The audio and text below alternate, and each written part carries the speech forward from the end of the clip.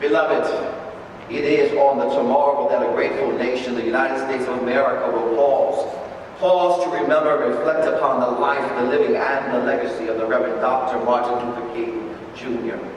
We will honor his life's contributions and celebrate his gifts to the future on a day set aside when each one of us is called to keep his dream alive. Many of you who gather in this sacred space, you might recall some years ago Lennon, that is John Lennon. John Lennon wrote words that invited the world to dream. Words that inspired humanity to revisit its purpose. Lennon penned, "Imagine there's no heaven. It's easy if you try. No hell below us, above us only sky. Imagine all the people living for today. Imagine there's no countries. It isn't hard to do. Nothing to kill or die for, and no religion too.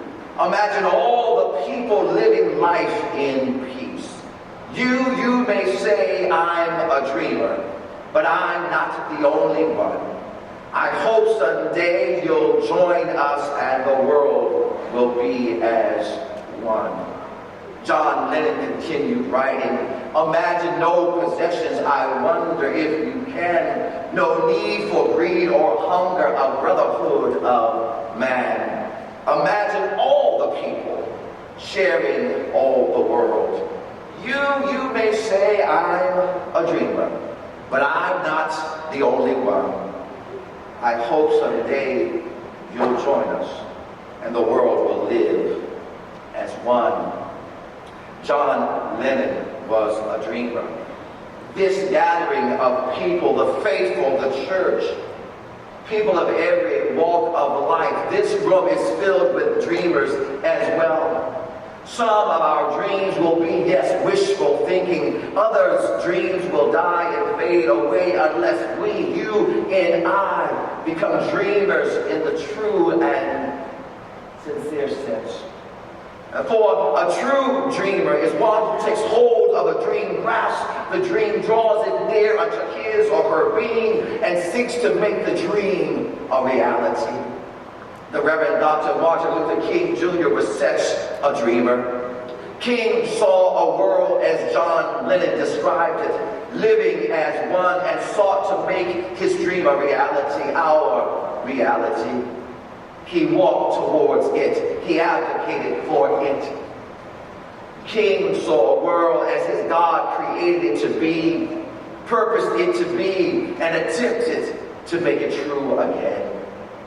Let us remember Reverend Dr. Martin Luther King, a man born in 1929. He was the son of a Baptist preacher. Martin was described as a youth who would rather turn the other cheek than to strike back.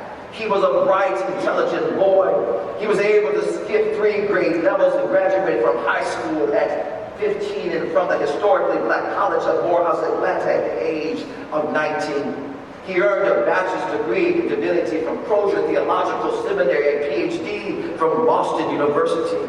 Some would say if it had not been for Rosa Parks, a tired colored or Negro seamstress who refused to yield her seat on the bus, that the world would not have known Martin Luther King Jr. It was with the arrest of Rosa Parks that the pastor, Dr. King, found his destiny altered. When Rosa Parks sat down, Reverend Dr. Martin Luther King had to stand up. What does the Lord require? To act justly, love mercy, and walk humbly with your God. The Dexter Avenue Baptist Church pastor soon became the pastor of all Black America. Actually, Reverend King became the pastor of all Americans who dreamed for a better society, a better place to live in. He helped to organize the Montgomery Improvement Association and staged the massive bus boycott that lasted 381 days and resulted in the desegregation of the bus system. For over 1 year, Americans of the dark hue, we call African Americans, in the day colors, walked, carpooled, took taxis, but refused to support a segregated bus transportation system until change occurred. Dr. King Dr. King was a strong proponent of nonviolence in principle and in practice. His basic belief was that love was the most powerful weapon.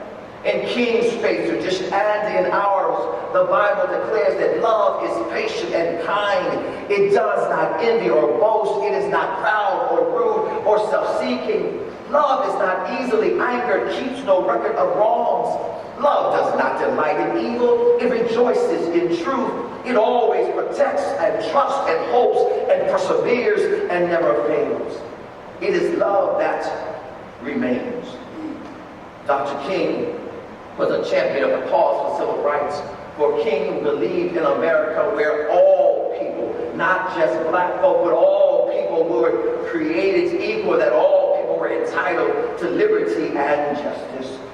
Reverend King dreamed of a day, he said, I have a dream today. I have a dream that one day every valley will be exalted, every mountain and hill shall be made low, the rough places will be made plain, and the crooked places be made straight. For the glory of the Lord shall be revealed, and all flesh shall see it together. This is our hope. With this faith, we shall be able to work together, to pray together, to struggle together, to go to jail together, to stand up for freedom together, knowing that one day we will be free. Dream, King's dream included a day, a time where the former slaves and the sons of former slaves owners would be able to sit down together at the tablehood of brotherhood, sisterhood. King's dream embraced that one day when he believed his 4 little children would be able to live in a nation where they would not be judged by the color of their skin, but the content of their character. Martin Luther King dreamed of, was looking forward to a time when the prophetic words of Amos, the Old Testament prophet, would ring true. Righteousness and justice will flow like mighty rivers, streams, into the lives of the people. On one occasion, it was February 4th, 1968, the Reverend Dr. Martin Luther King addressed the gathered people and remarked that death is the great equalizer. For we understand, my brothers and my sisters, death is an appointment that we all must keep unless we are raptured up on the last day. Thinking about his funeral, King commented, he told them, he said, when you think of my funeral, tell them this, that I tried to love somebody. I tried to walk right. I tried to feed the hungry, clothe the naked, visit the imprisoned. King said, tell them I tried to love and serve humanity. Tell them I was a drum major for justice, peace, and righteousness. Oh, a drum major for justice. Dr. King was a drum major for justice, not a drum major for just us. Though he was lifting up the cause of the colored people, the Negroes, blacks, African Americans, those who had sat in the back of the bus, King fought for justice, not just us.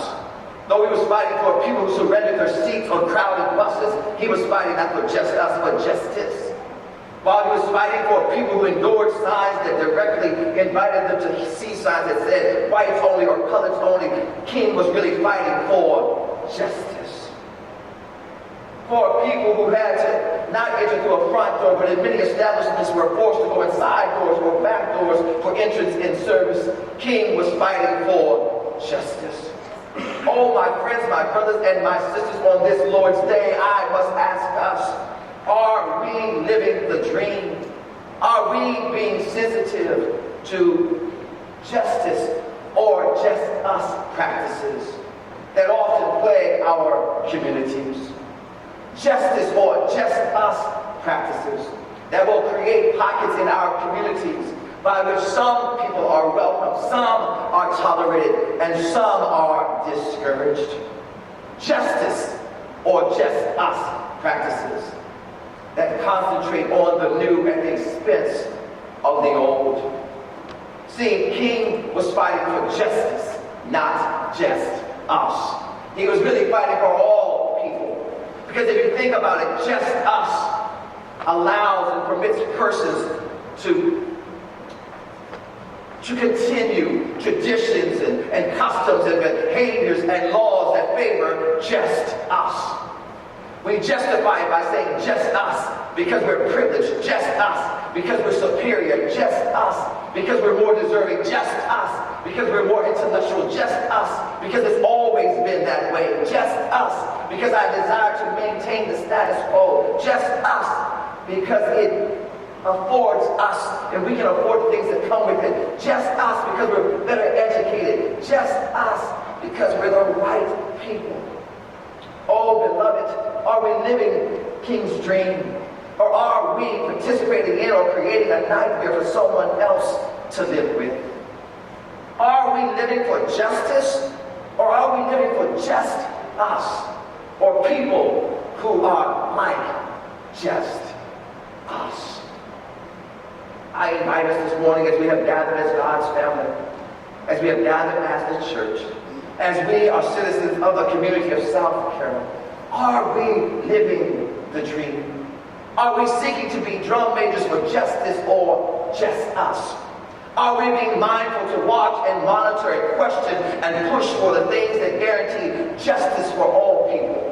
So that no matter if you're black or white or red or yellow or male or female or young or old or married or single with family, without family, no matter what may be you're differently abled, you're homeless, you're a homeowner, you're poor or rich, you're struggling, educated, uneducated, overeducated, undereducated, insured, underinsured, whatever may be your status, are we making sure that the dream includes all people?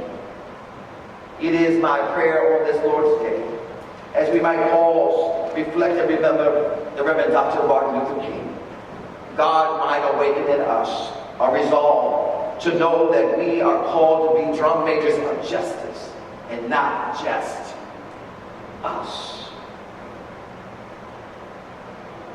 One of Dr. King's favorite songs, hymns was, "If I can help somebody as I pass along, if I can cheer somebody with a word of song, if I can show someone where he or she is traveling wrong, then my living shall not be in vain.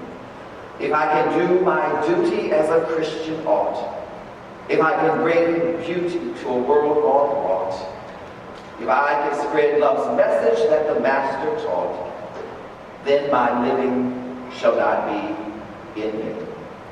Beloved of God, I pray that our living shall not be in vain, that we will seek to help somebody, that we will seek to bring about a dream that is a dream of justice and not just us. In the name of God, who is Father, Son, and Holy Spirit. Amen.